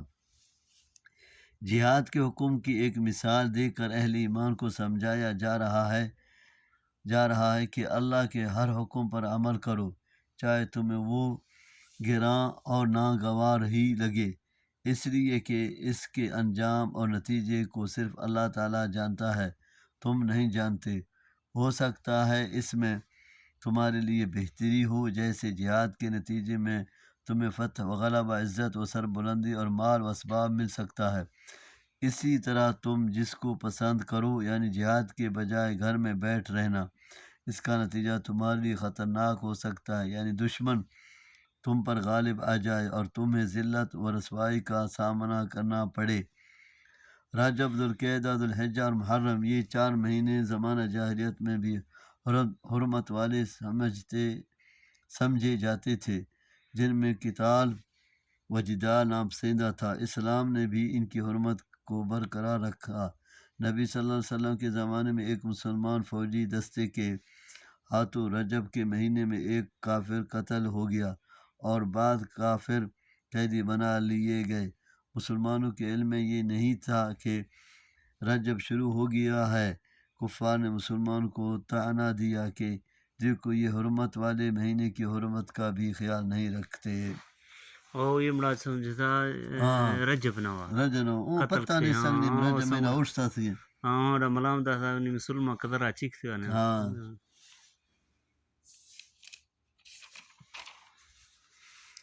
جس پر یہ آیت نازل ہوئی اور کہا گیا کہ یقیناً حرمت والے مہینے میں قتال بڑا گناہ ہے، لیکن حرمت کی دہائی دینے والوں کو اپنا عمل نظر نہیں آتا، یہ خود اس سے بھی بڑے جرائم کے مرتکب ہیں۔ یہ اللہ کے راستے سے اور مسجد حرام سے لوگوں کو روکتے ہیں اور وہاں سے مسلمانوں کو نکلنے پر انہوں نے مجبور کر دیا۔ علاوہ ازیں کفر و شرک بجائے خود قتل سے بھی بڑا گناہ ہے۔ اس لیے اگر مسلمان سے غلطی سے ایک آدھا قتل حرمت والے مہینے میں ہو گیا تو کیا ہوا، اس پر واہ ویلا کرنے کے بجائے ان کو اپنا نامہ سیاہ بھی تو دیکھ لینا چاہیے۔ جب یہ اپنی شرارتوں سازشوں تمہیں مرتد بنانے کی کوششوں سے باز آنے والے نہیں تو پھر تم ان سے مقاتلہ کرنے میں شہر حرام کی وجہ سے کیوں رہو؟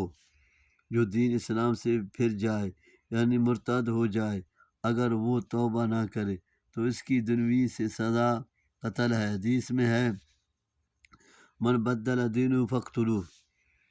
آیت میں اس کی آخروی سزا بیان کی جا رہی ہے، جس سے معلوم ہوا ہے کہ ایمان کی حالت میں کیے گئے اعمال صالحہ بھی کفر و ارتداد کی وجہ سے کالعدم ہو جائیں گے، اور جس طرح ایمان قبول کرنے سے انسان کے پچھلے گناہ معاف ہو جاتے ہیں، اسی طرح کفر و ارتداد سے تمام نیکیاں برباد ہو جاتی ہیں۔ تاہم قرآن کے الفاظ سے واضح ہے کہ حبط اعمال اسی وقت ہوگا جب خاتمہ کفر پر ہوگا۔ اگر موت سے پہلے تائب ہو جائے گا تو ایسا نہیں ہوگا، یعنی مرتد کی توبہ مقبول ہے۔ بڑا گناہ تو دین کے اعتبار سے ہے۔ فائدوں کا تعلق دنیا سے ہے، مثلا شراب سے وقتی طور پر بدن میں چستی و مستعدی اور بعض ذہنوں میں تیزی آ جاتی ہے، جنسی قوت میں اضافہ ہو جاتا ہے، جس کے لیے اس کا استعمال عام ہوتا ہے۔ اسی طرح اس کی خرید و فروخت نفع بخش کاروبار ہے، جو جوامع بھی بعض دفعہ آدمی جیت جاتا ہے تو اس کا کچھ مال مل جاتا ہے، لیکن یہ فائدے ان نقصانات و مفاسد کے مقابلے میں کوئی حیثیت نہیں رکھتے جو انسان کی عقل اور اس کے دین کو ان سے پہنچتے ہیں۔ اس لیے فرمایا کہ ان کا گناہ ہے ان کے فائدوں سے بہت بڑا ہے۔ اسی طرح اس آیت میں شراب اور جوا کو حرام تو قرار نہیں دیا گیا، تاہم اس کے لیے تمہید باندھ دی گئی ہے۔ اس آیت میں سے ایک بہت اہم اصول یہ بھی معلوم ہوا کہ ہر چیز میں چاہے وہ کتنی بھی بری ہو کچھ نہ کچھ فائدے بھی ہوتے ہیں، مثلا ریڈیو، ٹی وی اور دیگر اس قسم کی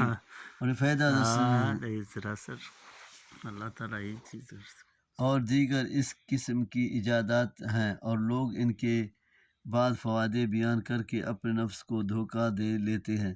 دیکھنا یہ چاہیے کہ فوائد اور نقصانات کا تقابل کیا ہے، خاص طور پر دین و ایمان اور اخلاق و کردار کے لحاظ سے۔ اگر دینی نقطہ نظر سے نقصانات مفاسد زیادہ ہیں تو تھوڑے سے دنیوی فائدوں کی خاطر اسے جائزہ قرار نہیں دیا جائے گا۔ اس معنی کے اعتبار سے یہ اخلاقی ہدایت ہے، یا پھر یہ حکم ابتدائی اسلام میں دیا گیا جس پر فرضیت زکوٰۃ کے بعد عمل ضروری نہیں رہا، تاہم افضل ضروری ہے، یا اس کے معنی ہے ما سهل وتيسر ولم يشق على القلب، جو آسان اور سہولت سے ہو اور دل پر شاق گرا نہ گزرے۔ اسلام نے یقیناً انفاق کی بڑی ترغیب دی ہے، لیکن یہ اعتدال ملحوظ رکھا ہے کہ ایک تو اپنے زیر کفالت افراد کی خبر گیری اور ان کی ضروریات کو مقدم رکھنے کا حکم دیا ہے، دوسری اس طرح خرچ کرنے سے بھی منع کیا ہے کہ کل کو تمہیں یا تمہارے اہل خاندان کو دوسرے کے آگے دست سوال دراز کرنا پڑ جائے۔ جب یتیموں کا مال ظلماً کھانے والوں کے لیے وعید نازل ہوئی تو صحابہ کرام رضی اللہ عنہ ڈر گئے اور یتیموں کی ہر چیز الگ کر دی، حتیٰ کہ کھانے پینے کی کوئی چیز بچ جاتی تو اس سے بھی استعمال نہ کرتے اور وہ خراب ہو جاتی، اس ڈر سے کہ کہیں بھی اس وعید کے مستحق نہ قرار پا جائیں۔ اس پر یہ آیت نازل ہوئی۔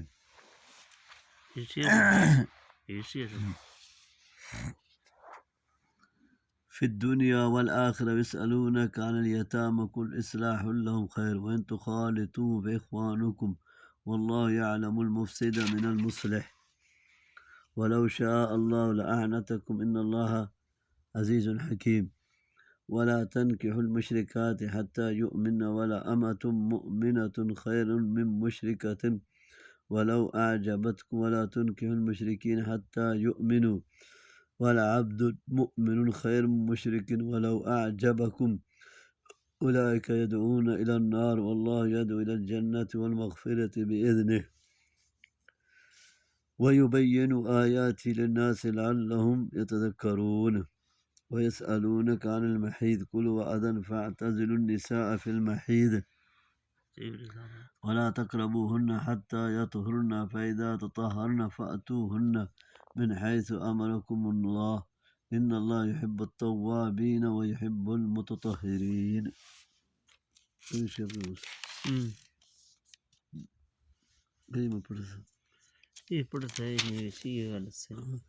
یعنی تم میں بغرض اصلاح و بہتری بھی ان کا مال اپنے مال میں ملانے کی اجازت نہ دینا۔ مشرکہ عورتوں سے مراد بتوں کی پجاری عورتیں ہیں، کیونکہ اہل کتاب یہودی یا عیسائی عورتوں سے نکاح کی اجازت قرآن نے دی ہے، البتہ کسی مسلم عورت کا نکاح کسی اہل کتاب مرد سے نہیں ہو سکتا، تاہم حضرت عمر رضی اللہ عنہ نے مسلط اہل کتاب کی عورتوں سے نکاح کو ناپسند کیا ہے۔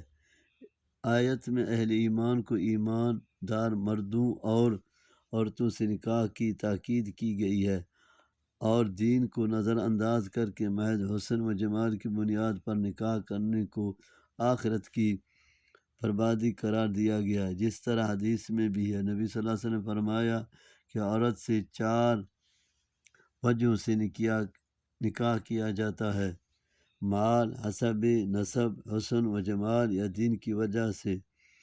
تم دین دار عورت کا انتخاب کرو۔ اسی طرح آپ صلی اللہ علیہ وسلم نے نیک عورت کو دنیا کی سب سے بہتر متاع قرار دیا ہے، فرمائے خیر متاع الدنیا المرأة الصالحہ، صحیح مسلم کتاب الرضا، باب الخیر متاع الدنیا المرأة۔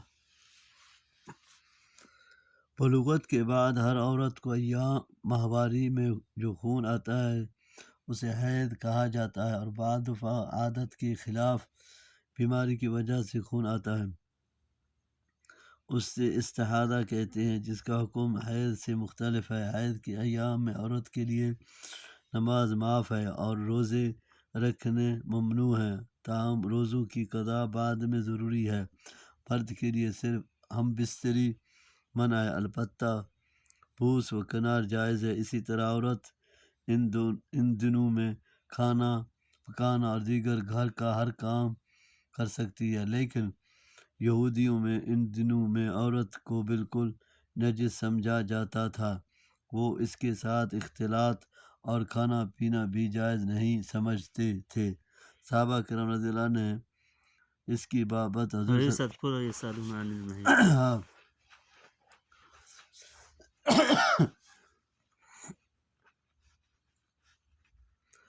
صحابہ کرام رضی اللہ عنہم نے اس کی بابت حضور صلی اللہ علیہ وسلم سے پوچھا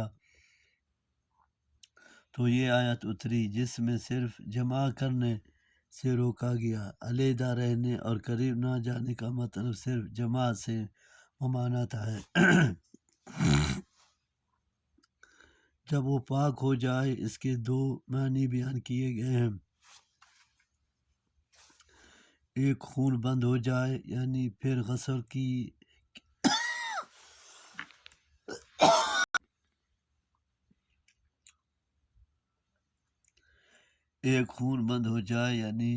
غسل کیے بغیر بھی پاک ہیں۔ مرد کے لیے ان سے مباشرت کرنا جائز ہے۔ ابن حزم اور بعض ائمہ اس کی قائل ہیں۔ علامہ البانی نے بھی اس کی تاکید ہے۔ آداب الزفاف دوسرے معنی خون بند ہونے کے بعد غسل کر کے پاک ہو جائے۔ اس دوسرے معنی کے اعتبار سے عورت جب تک غسل نہ کر لے اس سے مباشرت حرام رہے گی۔ امام شوکانی نے اس کو راجح قرار دیا ہے۔ فتح القدیر ہمارے نزدیک دونوں مسئلے قابل عمل ہیں لیکن دوسرا قابل ترجیح ہے۔ جہاں سے اجازت دی ہے یعنی شرمگاہ سے، کیونکہ حالات حیض میں بھی اس کے استعمال سے روکا گیا تھا، اور اب پاک ہونے کے بعد جو اجازت دی جا رہی ہے تو اس کا مطلب اسی فرج شرمگاہ کی اجازت ہے، نہ کہ کسی اور حصے کی۔ اس سے یہ استدلال کیا گیا کہ عورت کی دبر کا استعمال حرام ہے، جیسے کہ حدیث میں اس کی مزید صراحت کر دی گئی ہے۔ یہودیوں کا خیال تھا کہ اگر عورت کو پیٹ کے پل لٹکا کر مدبرہ مباشرت کی جائے تو بچہ بھینگا پیدا ہوتا ہے۔ اس کی تردید میں کہا جا رہا ہے کہ مباشرت کے آگے سے کرو، چھت لٹکا کر یا پیچھے سے، پیٹ کے بل یا کروٹ پر، جس طرح چاہو جائز ہے، لیکن یہ ضروری ہے کہ ہر صورت میں عورت کی فرج یہ استعمال ہو۔ بعض لوگ اس سے استدلال کرتے ہیں۔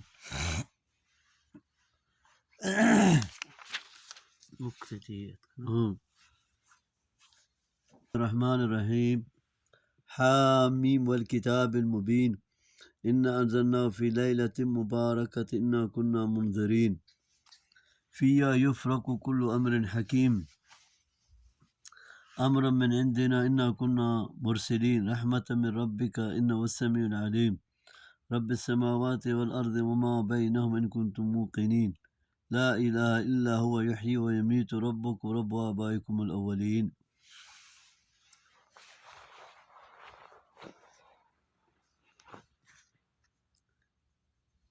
وکیل اس کا عطف ہے وعنده علم الساعہ پر ہے، یعنی وعلمہ قیل اللہ کے پاس ہی قیامت اور اپنے پیغمبر کے شکوے کا علم کا ہے۔ یہ سلام متحرکہ ہے، جیسے سلام علیکم لا نبتغی الجاہلین قالوا سلاما میں ہے، یعنی دین کے معاملے میں میری اور تمہاری راہیں الگ الگ ہے، تم اگر باز نہیں آتے تو اپنا عمل کیے جاؤ، میں اپنا کام کیے جا رہا ہوں، ان قریب معلوم ہو جائے گا کہ سچا کون ہے اور جھوٹا کون۔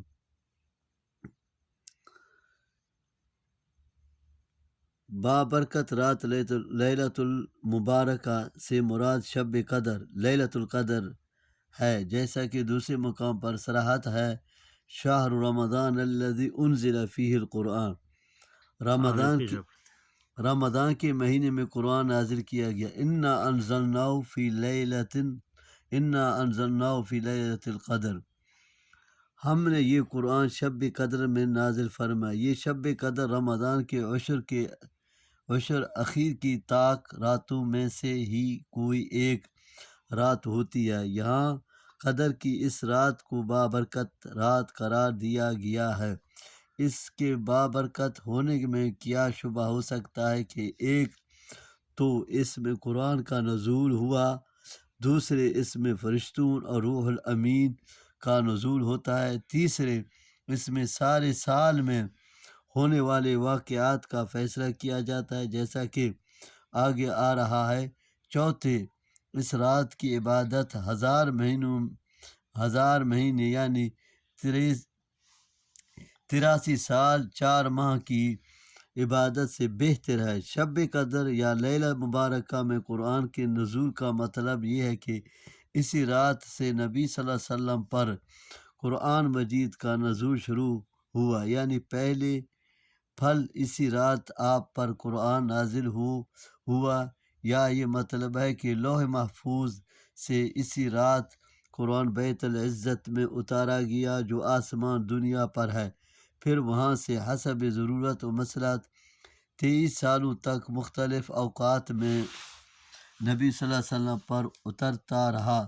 بعض لوگوں نے لیلہ مبارکہ سے شب کی 15ویں رات مراد لی ہے، لیکن یہ صحیح نہیں ہے۔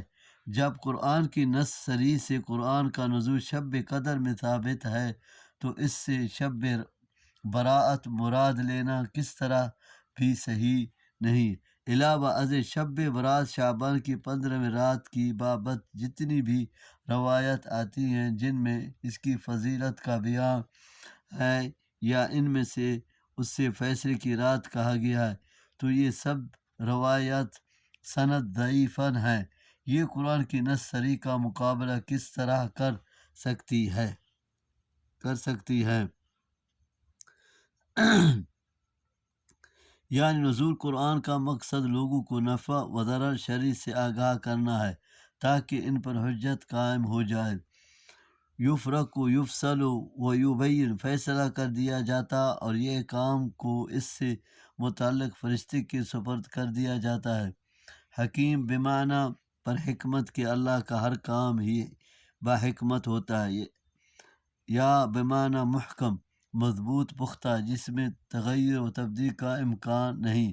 صحابہ و تابعین سے اس کی تفسیر میں مروی ہے کہ اس رات میں آنے والے سال کی بابت موت و حیات اور وسائل زندگی کے فیصلے لوح محفوظ سے اتار کر فرشتوں کے سپرد کر دیے جاتے ہیں، یعنی سارے فیصلے ہمارے حکم و اذان اور ہماری تقدیر و مشیت سے ہوتے ہیں، یعنی انزال کتب کے ساتھ ارسال رسولوں کا بھیجنا یہ بھی ہماری رحمت ہی کا ایک حصہ ہے تاکہ وہ ہماری نازل کردہ کتابوں کو کھول کر بیان کریں اور ہمارے احکام لوگوں تک پہنچائیں۔ اسی طرح مادی ضرورتوں کی فراہمی کے ساتھ ہم نے اپنی رحمت سے لوگوں کے روحانی تقاضوں کی تکمیل کا بھی سامان مہیا کر دیا۔ یہ آیت بھی سورۃ اعراف کی آیت کی طرح ہے، قل یا ایھا الناس انی رسول اللہ الیکم جمیعا الذی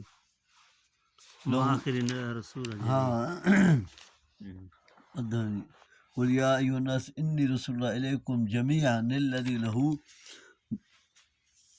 ملک السماوات والارض لا الہ الا هو یحیی و یمیت بل هم فی شک یلعبون فارتقب یوم تأتی السماء بدخان مبین یغشی الناس هذا عذاب علیم ربنا اکشف عنا العذاب انا مؤمنون انا لهم الذکر وقد جاءهم رسول امین ثم تولوا عنه وقالوا معلم مجنون انا کاشف العذاب قلیلا انکم عائدون۔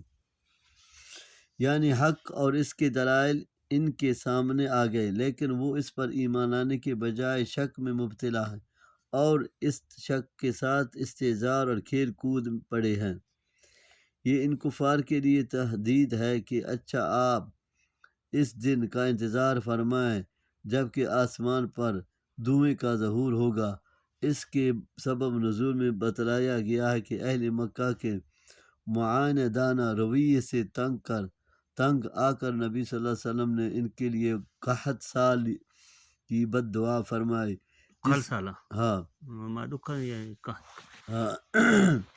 کی بد دعا فرمائی جس کے نتیجے میں ان پر قحط کا عذاب نازل کر دیا گیا، حتیٰ کہ وہ ہڈیاں، کھالیں اور مرداریں وغیرہ تک کھانے پر مجبور ہو گیا۔ آسمان کی طرف دیکھتے تو بھوک اور کمزوری کی شدت کی وجہ سے انہیں دھواں سا نظر آتا۔ بالآخر تنگ آ کر نبی صلی اللہ علیہ وسلم خدمت میں حاضر ہوئے اور عذاب ٹلنے پر ایمان لانے کا وعدہ کیا۔ لیکن یہ کیفیت دور ہوتی ہی ان کا کفر و عناد پر پھر اسی طرح عود کر آیا۔ چنانچہ پھر جنگ بدر میں ان کی سخت گرفت کی گئی۔ صحیح بخاری کتاب تفسیر باب کہتے ہیں کہ قرب قیامت کی 10 بڑی بڑی علامات میں سے ایک علامت دھواں بھی ہے، جس سے کافر زیادہ متاثر ہوں گے اور مومن بہت کم۔ آیت میں اس دھوئیں کا ذکر ہے۔ سبز کی روح سے یہ علامت قیامت کے قریب ظاہر ہوگی، جبکہ پہلی تفسیر کی روح سے یہ ظاہر ہو چکی۔ شکر فرماتے ہیں دونوں باتیں اپنی اپنی جگہ صحیح ہیں۔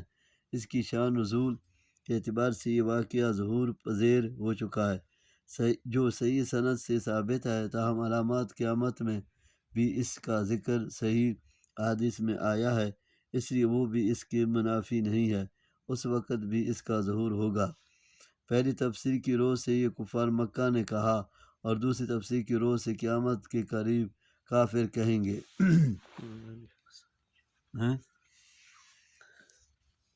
یوم نبطش البطشۃ الکبری انا منتقمون ولقد فتنا قبلهم قوم فرعون وجاءهم رسول کریم ان ادوا الی عباد اللہ انی لکم رسول امین وَأَلَّا تَعْلُوا عَلَى اللَّهِ إِنِّي آتِيكُمْ بِسُلْطَانٍ مُبِينٍ وَإِنِّي عُذْتُ بِرَبِّي وَرَبِّكُمْ أَن تَرْجُمُونِ وَإِن لَّمْ تُؤْمِنُوا لِي فَاعْتَزِلُونِ۔ اس سے مراد جنگ بدر کی گرفت ہے، جس میں 70 کافر مارے گئے اور 70 قیدی بنا لے گئے۔ دوسری تفسیر کی روح سے یہ سخت گرفت قیامت والے دن ہوگی۔ امام شکانی فرماتے ہیں کہ یہ اس گرفت خاص کا ذکر ہے جو جنگ بدر میں ہوئی، کیونکہ قریش کی سیاق میں ہی اس کا ذکر ہے۔ اگرچہ قیامت والے دن بھی اللہ تعالیٰ سخت گرفت فرمائے گا، تاہم وہ گرفت عام ہوگی، ہر نافرمان اس میں شامل ہوگا۔ آزمانے کا مطلب یہ ہے کہ ہم نے انہیں دنوی خوشحالی و فراغت سے نوازا، اور پھر اپنا جلیل القدر پیغمبر بھی ان کی طرف ارسال کیا، لیکن انہوں نے رب کی نعمتوں کا شکر ادا کیا اور نہ پیغمبر پر ایمان لائے۔ عباد اللہ سے مراد یہاں موسیٰ علیہ السلام کی قوم بنی اسرائیل ہے، جسے فرعون نے غلام بنا رکھا تھا۔ حضرت موسیٰ علیہ السلام نے اپنی قوم کی آزادی کا مطالبہ کیا۔ اللہ کا پیغام پہنچانے میں امانت داروں ہوں، یعنی اس کے رسول کی اطاعت سے انکار کر کے اللہ کے سامنے اپنی برائی اور سرکشی کا اظہار نہ کرو۔ یہ ماں قبل کی علت ہے کہ میں ایسی حجت واضح ساتھ لایا ہوں جس کے انکار کی گنجائش ہی نہیں ہے۔ اس دعوت و تبلیغ کے جواب میں فرعون نے موسیٰ علیہ السلام کو قتل کی دھمکی دی، جس پر انہوں نے اپنے رب سے پناہ طلب کی، یعنی اگر مجھ پر ایمان نہیں لاتے تو نہ لاؤ، لیکن مجھے قتل کرنے کی یا اذیت پہنچانے کی کوشش نہ کرو۔ بسم اللہ الرحمن الرحیم۔ انا انزلناه فی لیلۃ القدر وما ادراک ما لیلۃ القدر۔ لیلۃ القدر خیر من الف شہر تنزل الملائکۃ والروح فیہا باذن ربہم من کل امر سلام ہی حتی مطلع الفجر۔ الٹے پاؤں پیچھے ہٹا اور اپنے ہاتھوں سے اپنا بچاؤ کرنے لگا۔ اس سے کہا گیا کیا بات ہے؟ اس نے کہا کہ میرے اور محمد صلی اللہ علیہ وسلم کے درمیان آگ کی خندق ہولناک منظر اور بہت سارے پر ہیں۔ رسول اللہ صلی اللہ علیہ وسلم نے فرمایا اگر یہ میرے قریب ہوتا تو فرشتے اس کی بوٹی بوٹی نوچ لیتے۔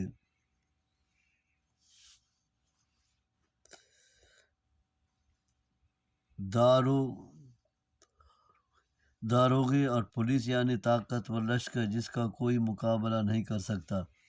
اس صورت کے مکی اور مدنی ہونے میں اختلاف ہے، اس کی وجہ تسمیہ میں بھی اختلاف ہے۔ قدر کے معنی قدر و منزلت بھی ہے، اس لیے اسے شب قدر کہتے ہیں۔ اس کے معنی اندازہ اور فیصلہ کرنا بھی ہے، اس میں سال بھر کے لیے فیصلے کیے جاتے ہیں، اس لیے اسے لیلۃ الحکم بھی کہتے ہیں۔ اس کے معنی تنگی کے بھی ہیں۔ اس رات اتنی کثرت سے زمین پر فرشتے اترتے ہیں کہ زمین تنگ ہو جاتی ہے۔ شب قدر یعنی تنگی کی رات، یا اس لیے یہ نام رکھا گیا کہ اس رات جو عبادت کی جاتی ہے اللہ کے ہاں اس کی بڑی قدر ہے اور اس پر بڑا ثواب ہے۔ اس کی تعین میں بھی شدید اختلاف ہے۔ تاہم احادیث و آثار سے واضح ہے کہ یہ رمضان کے آخری عشر کی طاق راتوں میں سے کوئی ایک رات ہوتی ہے۔ اس کو مبہم رکھنے میں یہی حکمت ہے کہ لوگ 5ویں ہی طاق راتوں میں اس کی فضیلت حاصل کرنے کے شوق میں اللہ کی خوب عبادت کریں، یعنی اتارنے کا آغاز کیا یا لوح محفوظ سے اس بیت العزت میں جو آسمان دنیا پر ہے ایک ہی مرتبہ اتار دیا، اور وہاں سے حسب وقع نبی صلی اللہ علیہ وسلم پر اترتا رہا تا آنکہ 23 سال میں پورا ہو گیا، اور لیلۃ القدر رمضان میں ہی ہوتی ہے، جیسا کہ قرآن کی آیت شہر رمضان الذی انزل فیہ القرآن سے واضح ہے۔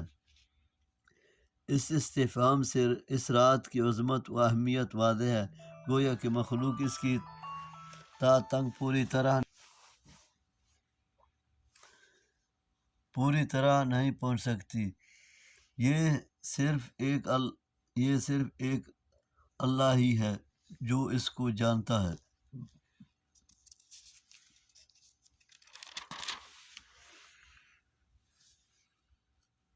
یعنی اس ایک رات کی عبادت ہزاروں مہینے کی عبادت سے بہتر، اور 1000 مہینے 83 سال 4 مہینے بنتے ہیں۔ یہ امتیہ محمدیہ پر اللہ کا کتنا احسان عظیم ہے کہ مختصر عمر میں زیادہ سے زیادہ ثواب حاصل کرنے کے لیے کیسی سہولت عطا فرما دی۔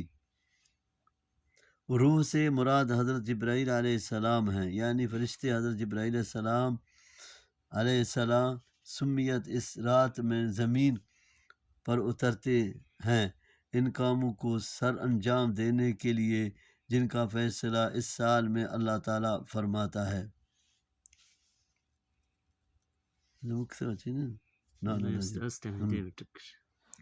یعنی اس میں شر نہیں، یا اس میں معنی میں سلامتی والی ہے کہ مومن اس رات کو شیطان کے شر سے محفوظ رہتے ہیں، یا فرشتے اہل ایمان کو سلام عرض کرتے ہیں، یا فرشتے ہی آپس میں ایک دوسرے کو سلام کرتے ہیں۔